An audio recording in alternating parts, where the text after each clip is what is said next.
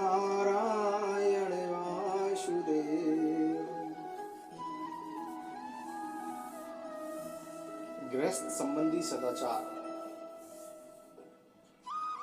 राजा युधिष्ठिर ने पूछा कि देवऋषि नारद जी, मेरे जैसा गृह आसक्त गृहस्थ बिना विशेष परिश्रम के इस पद को किस साधन से प्राप्त कर सकता है? आप कृपा करके मुझे बतलाइए। नारद जी ने कहा कि युधिष्ठिर, मनुष्य गृहस्थ आश्रम में रहे और गृहस्थ धर्म के अनुसार सब काम करे, परंतु उन्हें भगवान के प्रति समर्पित कर दे और बड़े बड़े संत महात्माओं की सेवा भी करे।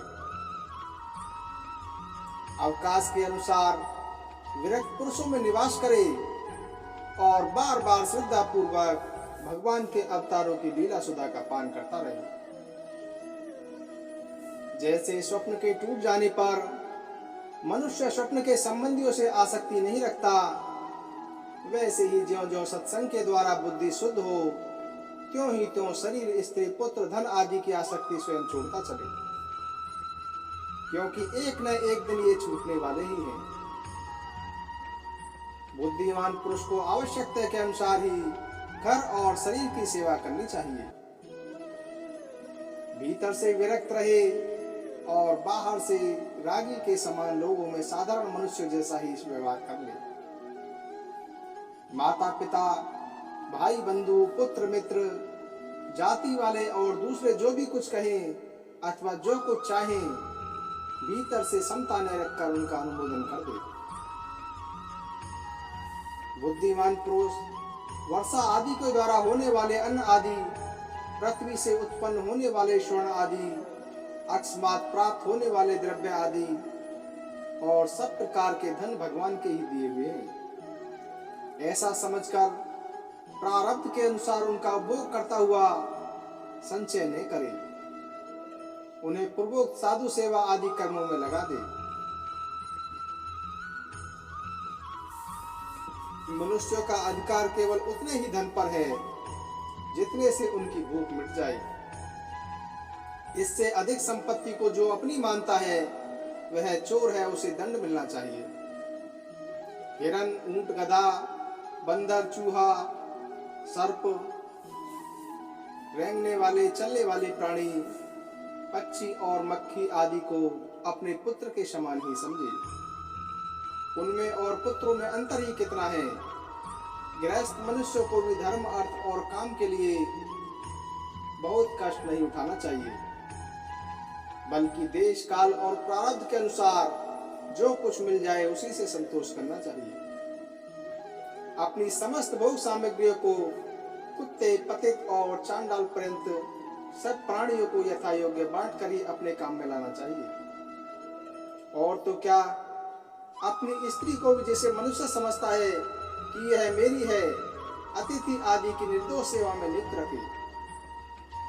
लोग स्त्री के लिए अपने प्राण तक दे डालते हैं, यहाँ तक कि अपने माँ बाप और गुरु को भी मार डालते हैं। उसी स्त्री पर से जिसने अपनी ममता हटा ली, उसने स्वयं नित्य विजयी भगवान पर भी विजय प्राप्त कर ली।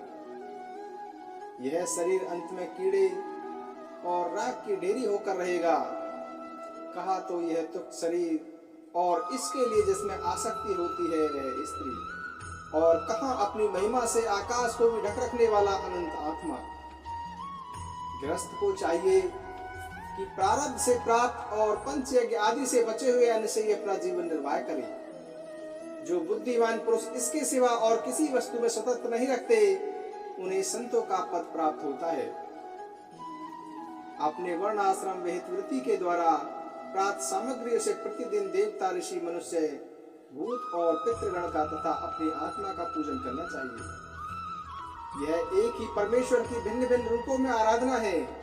यदि अपने को अधिकार आदि यज्ञ के लिए आवश्यक सब वस्तुएं प्राप्त हों, तो बड़े बड़े यज्ञ या अग्निहोत्र आदि के द्वारा भगवान की आराधना करनी चाहिए। युधिष्ठिर, वैसे तो समस्त यज्ञों के भोक्ता भगवान ही हैं, परंतु ब्राह्मण के मुख में अर्पित किए हुए अविष्यान से उनकी जैसी तृप्ति होती है, वैसी अग्नि के मुख में हवन करने से नहीं।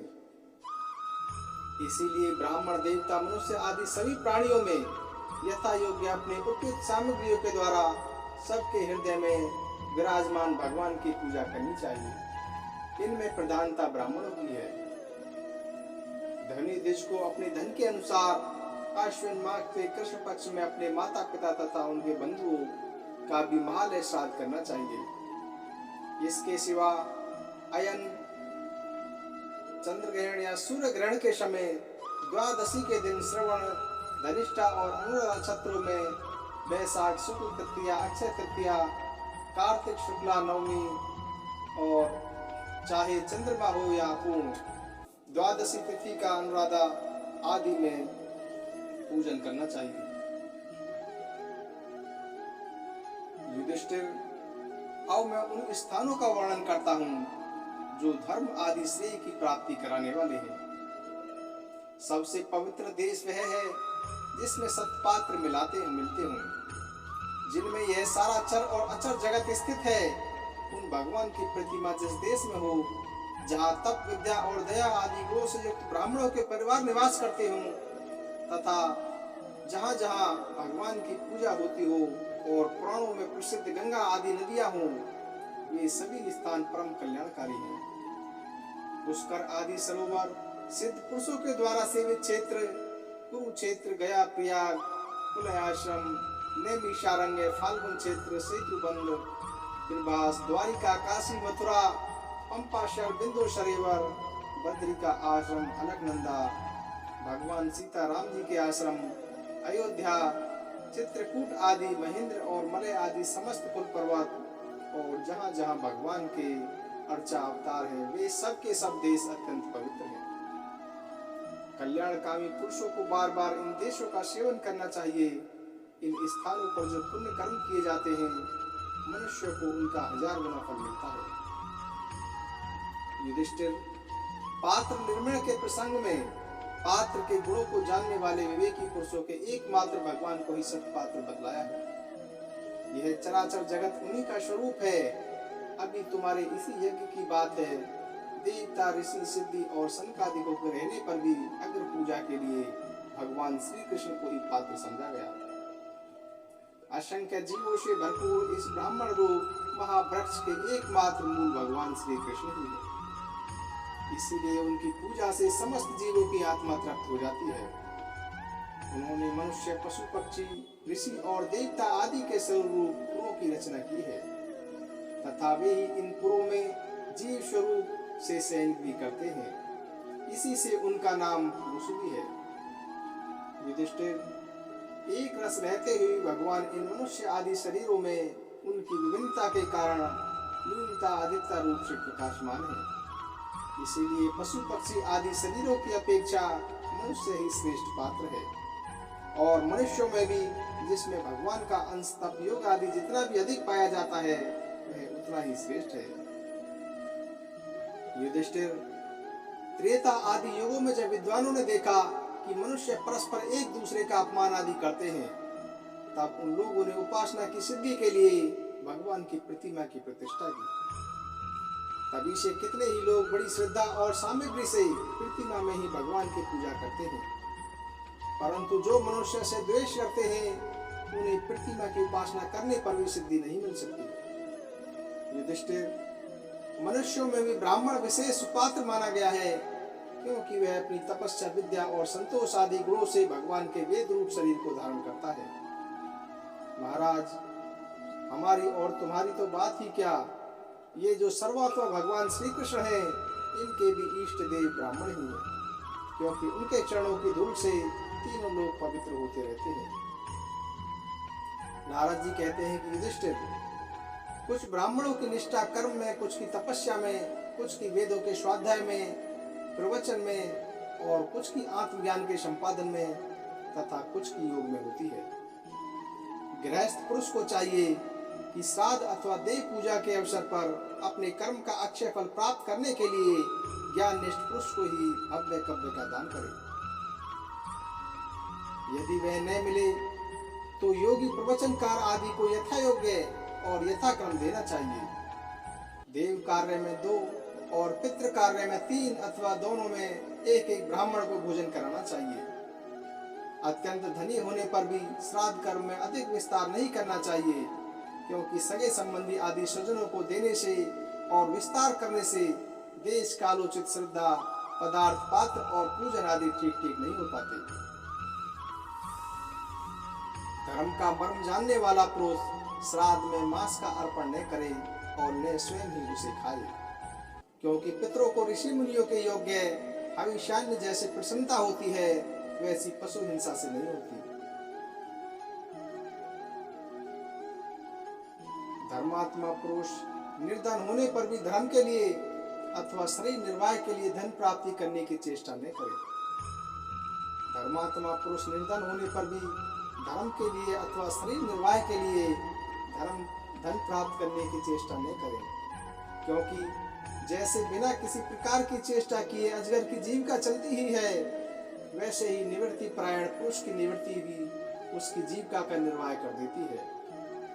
जो सुख अपनी आत्मा में रमण करने वाले निष्क्रिय संतोषी पुरुष को मिलता है, वह उस मनुष्य को भला कैसे मिल सकता है जो कामना और लोभ से धन के लिए हाय करता हुआ इधर उधर दौड़ता फिरता है।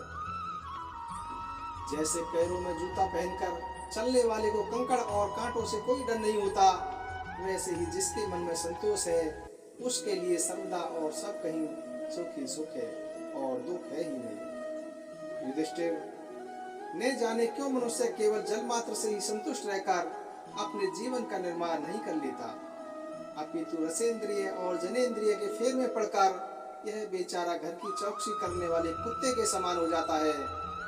जो ब्राह्मण संतोषी नहीं है, इंद्रियों की लोलुपता के कारण उसके तेज विद्या, तपस्या और यश क्षीण हो जाते हैं और वह विवेक भी खो बैठता है। भूख और प्यास मिट जाने पर भी खाने पीने की कामना का अंत हो जाता है। क्रोध भी अपना काम पूरा करके शांत हो जाता है। परंतु यदि मनुष्य पृथ्वी की समस्त दिशाओं को जीत ले और भोग ले, तब भी लोभ का अंत नहीं होता। अनेक विषयों के ज्ञाता, शंकाओं का समाधान करके चित्त में शास्त्रोक्त अर्थ को बैठा देने वाले और विद्वत स्वभाव के सभापति बड़े बड़े विद्वान भी असंतोष के कारण गिर जाते हैं। धर्मराज, संकल्पों के परित्याग से, काम को कामनाओं के त्याग से, क्रोध से संसारी लोग जिसे अर्थ कहते हैं उसे अनर्थ समझकर लोभ को और तत्व के विचार को भय से जीत लेना चाहिए।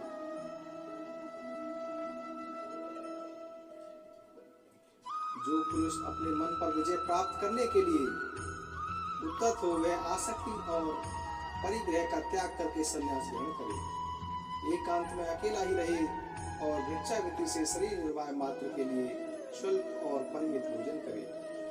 युधिष्ठिर, पवित्र और समान भूमि पर अपना आसन बिछाए और सीधे स्थिर भाव से समान और सुखकर आसन से उस पर बैठकर ओमकार का जप करे।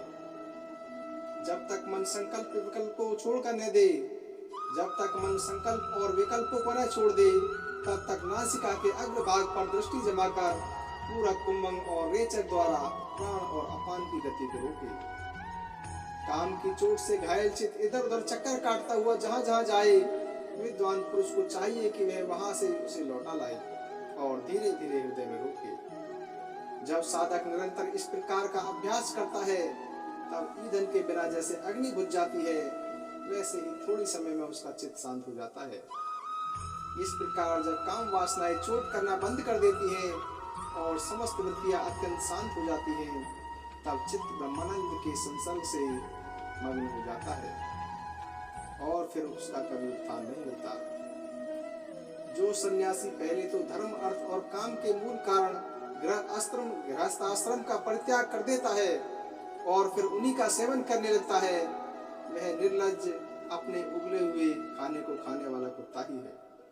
जिन्होंने अपने शरीर को अनात्मा, मृत्युग्रस्त और विष्टाक्रमी और राग समझ लिया था, वे ही पूर्व से आत्मा मानकर उसकी प्रशंसा करने लगते हैं।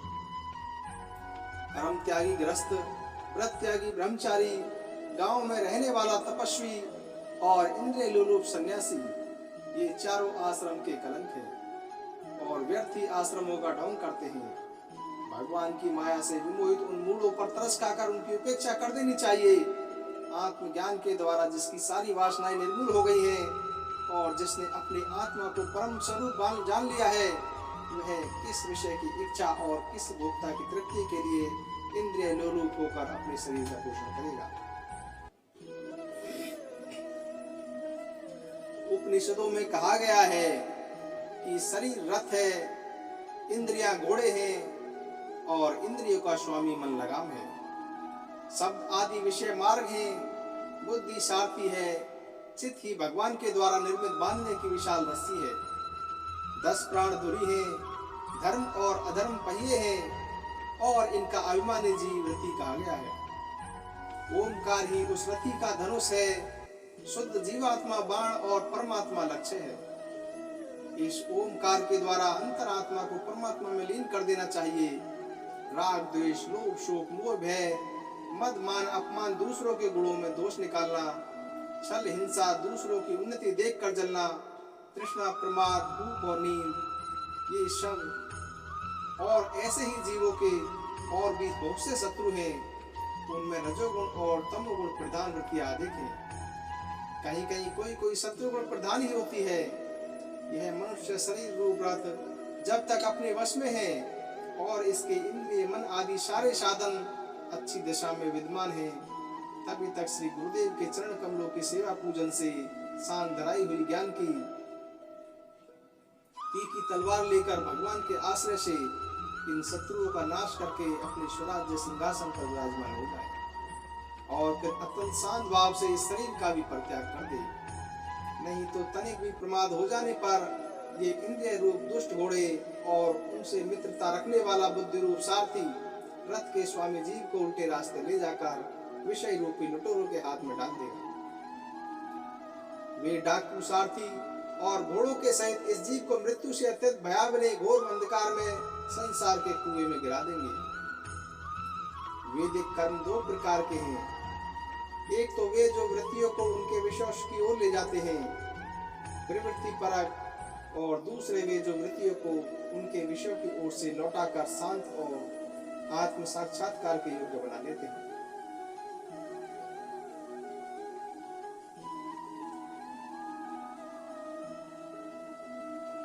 श्री सुखदेव जी कहते हैं कि परीक्षित, देव ऋषि नारद का यह प्रवचन सुनकर राजा युधिष्ठिर को अत्यंत आनंद हुआ।